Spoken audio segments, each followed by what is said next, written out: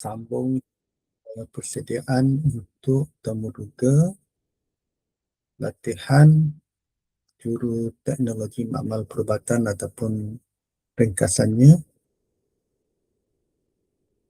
JTMP. Ya. JTMP, saya share screen.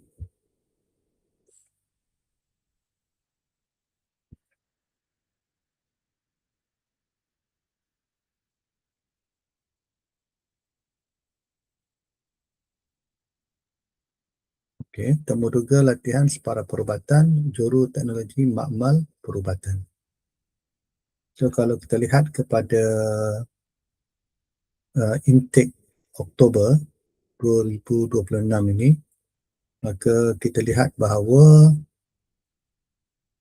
salah satu daripada latihan, 10 latihan adalah juru teknologi makmal perubatan. Ada dua latihan juru teknologi, satu juru teknologi makmal perubatan, satu lagi ialah juru teknologi pergigian. Dua-duanya ialah kerjanya di makmal. Okey, kita tengok kepada JTMP, juru teknologi makmal perubatan. Saya pergi secara ringkas kandungan dalam panduan yang disediakan ini, iaitu kita pergi ke ini antara kandungan dia. Kandungan dia ialah tentang siapakah JTMP ni, juru teknologi makmal ni, apakah tugas dia, contoh ujian makmal, maklumat jawatan, penempatan, kurikulum, tempat latihan, persediaan temuduga, contoh dan sebagainya lah. Ada banyak lah. Tapi kali ini saya akan pergi ke beberapa muka surat saja.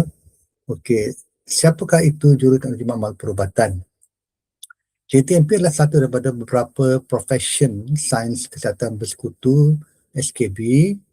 Profession ini tersembunyi daripada umum sebab mereka bertugas di belakang takbir, tak seperti jururawat dan juru teknologi makmal perubatan. Silap ni, bukan tak seperti jururawat dan penolong perubatan lah. Jadi kita lihat juru teknologi makmal ni dia banyak di belakang tabir. Di belakang tabir, ini contoh petugas-petugas JTMP banyak melakukan kajian-kajian kepada spesimen ataupun sampel daripada pesakit. Okey, di antara deskripsi tugas kita bersebut ialah fungsi utama adalah diagnostik. Diagnostik iaitu melakukan prosedur atau analisis makmal. Kedua, membantu menjalankan ujian makmal bagi kes-kes pandemik macam masa COVID dahulu, atau bila ada apa-apa wabak, mereka akan bekerja lebih masa untuk menjalankan ujian makmal. Yang ketiga, di bawah diagnostik adalah membantu penyediaan sampel postmortem dan ujian dadah bagi kes bagi kes-kes di mana ada katakan ada pengedar daerah ditangkap untuk perbicaraan, maka JTMP perlu melakukan postmortem. Yang kedua adalah diagnostik khas, iaitu menjalankan diagnostik khas bagi penyakit seperti leptospirosis, tuberkulosis, HIV dan sebagainya lah. Dan yang ketiga ialah penyelidikan, iaitu membantu dalam penyelidikan bagi inokulasi sel dan penjagaan haiwan penyelidikan. Ada tiga iaitu saya balik, ada tiga iaitu diagnostik am, diagnostik khas dan juga penyelidikan. Dan juga ada lagi satu lagi tambahan ni ialah transfusi darah, menjalankan ujian kumpulan bagi penderma, menjalankan ujian saringan, menyediakan kumpulan darah untuk keperluan jabatan dan menyimpan inventory bagi bekalan darah. Antara contoh-contoh ujian yang dilakukan di makmal perubatan ialah kita ada ujian darah, misalnya biochemistry, ada juga ujian hematologi, rapid test, kalau ujian air kencing ialah FVME, ujian kehamilan dan juga pengesanan dadah. Penempatan, seorang lulusan diploma dalam juruteknik perubatan boleh ditempatkan sama ada di makmal hospital, di klinik-klinik kesihatan dan juga di institusi kesihatan awam yang lain di bawah KKM. Manakala tempat latihan, ini soalan favourite yang ditanya, di manakah latihan ini akan diadakan. So untuk JTMP ada dua, iaitu di Kuching, Sarawak dan juga di Kuala Lumpur. Kuching, Sarawak dan di Kuala Lumpur. Kuching untuk mereka calon pelatih dari Sabah Sarawak, manakala Kuala Lumpur untuk Semenanjung. Akan tetapi ada kes juga kalau kekosongan di Kuching ni terhad, maka calon Sabah Sarawak mungkin akan dihantar ke Semenanjung, ke Kuala Lumpur. Okey, contoh-contoh soalan ni. Ini contoh-contoh soalan. Biasalah sebut kita ada soalan berkaitan dengan diri anda. Kemudian soalan berkaitan dengan latihan ini.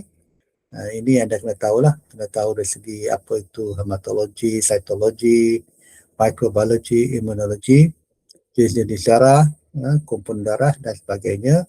Dan juga lepas tu ialah soalan berkaitan dengan KKM. Soalan berkaitan dengan KKM, sama ada visi, misi, budaya korporat, moto, kemudian watak-watak utama seperti Menteri Kesihatan, Ketua Pengarah Kesihatan dan sebagainya.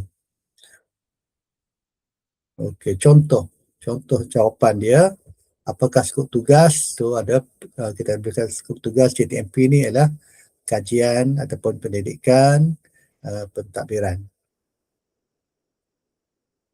Okey, namakan ni yang saya sebut tadi, tempat institusi di mana latihan ini dijalankan, iaitu di Kuala Lumpur dan Kuching.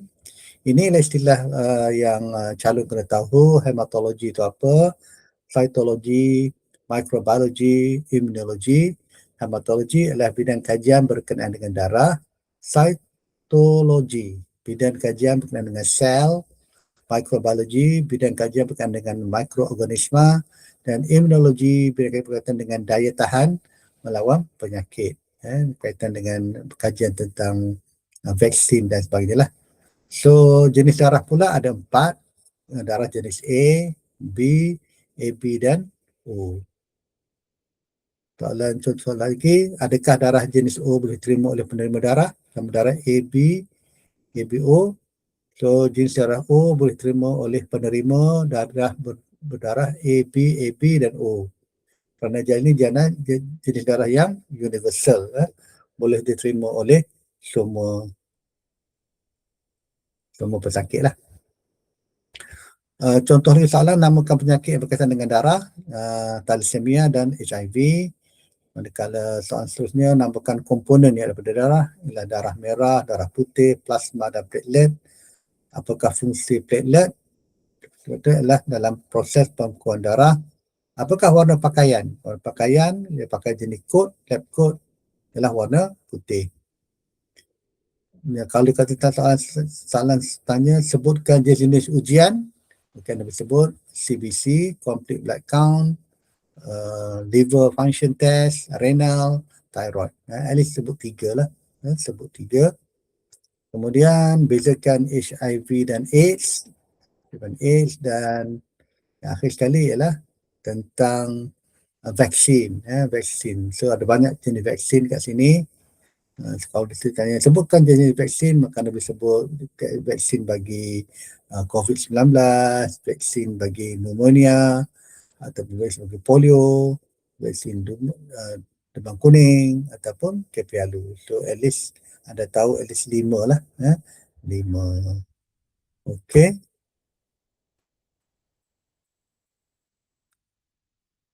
Itu ialah secara ringkas, secara ringkas tentang latihan juru teknik amal perubatan. Saya ulang, dalam temuruga kita boleh bagi kepada 5 kumpulan soalan. Soalan pertama tentang diri anda, soalan kedua tentang latihan yang anda pilih. Katakan JT yang pilih latihan pertama, maka anda kena fokus sikit pada latihan ini. Yang ketiga ialah tentang Kementerian Kesihatan. Yang keempat, pengetahuan am, dan yang kelima soalan situasi. Situasi ialah contoh misalnya, katakan dalam anda bekerja tu ada situasi misalnya sampel tercemar, macam mana anda nak buat, dan sebagainya. Jadi jika anda inginkan panduan lebih lanjut, anda boleh pergi ke bahagian deskripsi video ini, ada link di sana untuk anda lihat lebih mendalam. Dan saya harap video pendek ini dapat membantu anda membuat persiaran yang lebih rapi. Ya. Ingat, bukan senang untuk sampai ke peringkat temuduga ni. Buat sehabis baik, gunakan masa yang seluang untuk buat latihan simulasi, iaitu cuba jawab, latih jawab depan cermin. Jadi kita jumpa lagi dalam siri-siri yang lain. Jangan lupa subscribe kepada channel YouTube ini. So, itu saja.